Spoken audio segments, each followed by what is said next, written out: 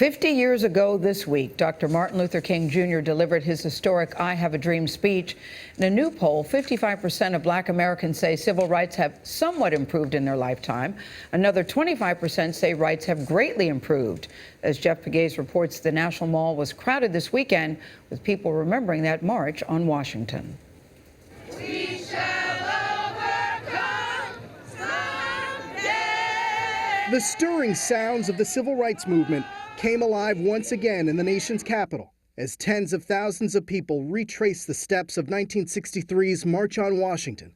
Edith Lee Payne says the anniversary is a reminder that there is more work to be done. We've not come as far as we need to be. She was 12 years old the first time she marched, growing up in a nation where equality and justice for all was something that did not apply to Black Americans.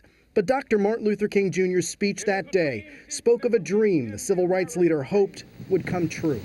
I have a dream that one day this nation will rise up and live out the true meaning of its creed. We hold these truths to be self-evident, that all men are created equal. On Saturday, the crowds that packed around the reflecting pool celebrated those words and the progress that has been made.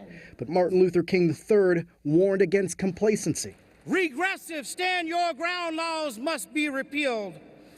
Federal anti-profiling legislation must be enacted. But the most pointed and perhaps controversial comments came from the Reverend Al Sharpton, who scolded a younger generation that glorifies guns and violence.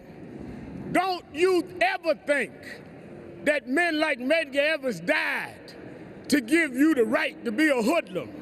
Don't disrespect your women. No matter what they promise you, make it clear that you know that Rosa Parks wasn't no hoe and Fannie Lou Hamer wasn't no bitch. On Wednesday, former Presidents Jimmy Carter and Bill Clinton will be among the speakers, but President Barack Obama headlines the commemoration, delivering a speech where 50 years ago, Dr. King stood. For CBS This Morning, Jeff Pegues, Washington. And to think all those years ago, Anthony, they weren't sure how many people would even show up for it. They had no idea. They were worried about riots. They were worried about all that stuff. And 50 years later, we are still talking about it.